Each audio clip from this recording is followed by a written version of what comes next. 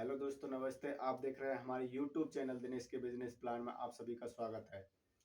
मैं दिनेश कुमार फिर से हाजिर हूँ एक नए बिजनेस आइडिया के साथ में। दोस्तों, अगर आप हमारे चैनल पर नए हैं, चैनल को सब्सक्राइब कर लें और बेल घंटी को ऑन कर लें ताकि जो भी मैं वीडियो बनाऊं उसका नोटिफिकेशन सबसे पहले आप लोगों के पास पहुंचे। तो दोस्तों, स्टार्ट करते हैं। जो दोस्तों मैं आज वो बिजनेस आइडिया वो बताने जा रहा हूँ, वो एक किसान से रिलेटिव है, वो सब्जी से रिलेटिव है।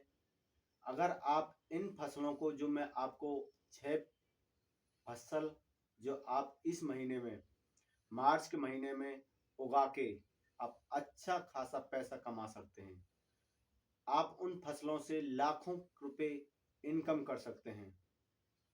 दोस्तों, आप सभी जानते हैं कि इस टाइम में कहीं पे गेहूं, कहीं पे सरसों कट चुकी हैं। तो ज़्यादातर तो सरसों, जो अगर आपने अपनी खेती में सरसों बो रखी है, तो ये फसल जो मैं आपको बताने जा रहा हूँ, सब्जी की फसल उगा के मार्च के महीने में स्टार्ट करो और मात्र 40 से 50 दिन में आप उनसे लाखों रुपया इनकम करना शुरू कर सकते हैं। जो मैं आपको 6 आइडिया जो फसल की बताने जा रहा हूँ, वो आप स्टार्ट कर दें। जो ये फसल है दोस्तों, आप इस मार्च के महीने में इसको बो सकते हैं, उगा सकते हैं और आप इनसे अच्छा रिटर्न ले सकते हैं। आप नंबर एक दोस्त, बैंगन की सब्जी। अगर दोस्तों आप सभी जानते हैं कि ज़्यादातर इधर बैंगन सर्दियों में पाया जाता है। सर्दियों में इसकी सबसे ज़्यादा पैदावार होती है। पर आज के टाइम में क्या है, बैंगन अब हमेशा 12 महीने की 12 महीने इसकी फसल होती है। तो अगर आप जानते हैं कि आपने देखा भी होगा, इस साल बैंगन की सबसे ज़्यादा डिमांड रही थी और इसके रेट भी हाई फाई रहे थे। 40-50 रुपए किलो से अभी भी बैंगन मार्केट के अंदर है।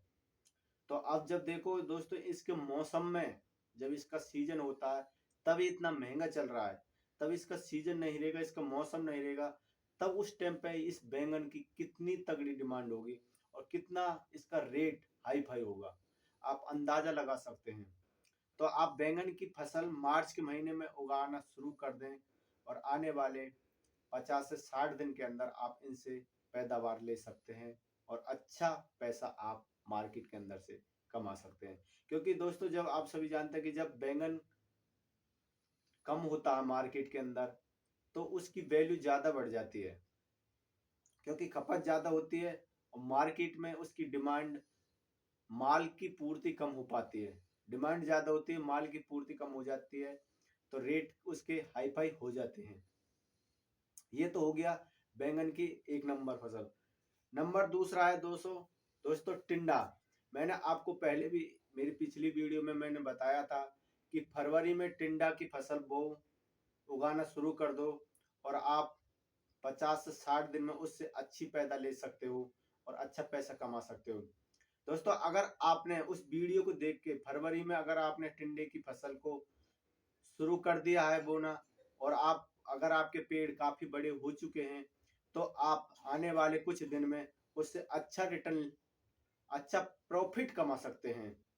टिंडा दोस्तों, अगर अब भी मार्च में भी आप इनको लगाते हैं, तो आने वाले 40 से 50 दिन के अंदर आप उनसे पैसा ले सकते हैं।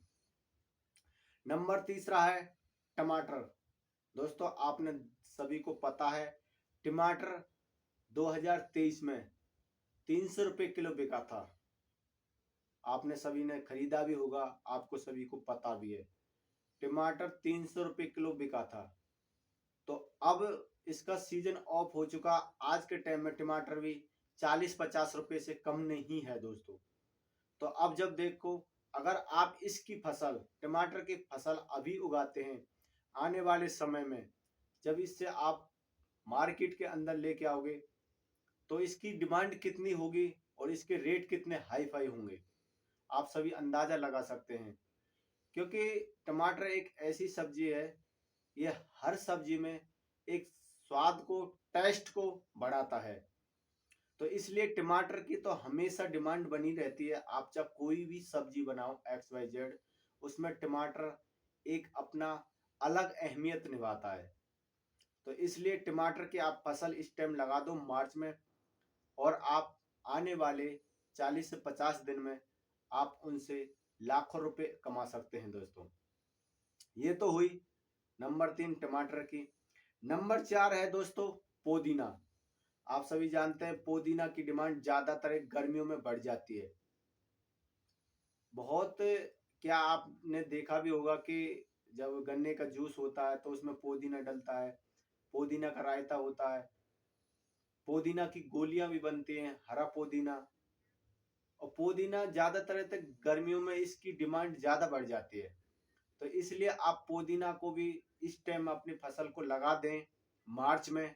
आने वाले 90 से 100 दिन के बीच में आप अपनी उस फसल से काट के मार्केट के अंदर बेच सकते हैं और आप अच्छा रिटर्न ले सकते हैं।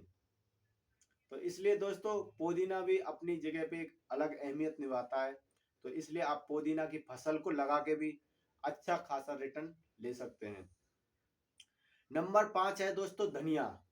आप सभी जानते हैं कि हर एक प्रकार की सब्जी में धनिया अपना टेस्ट अलग निभाता है।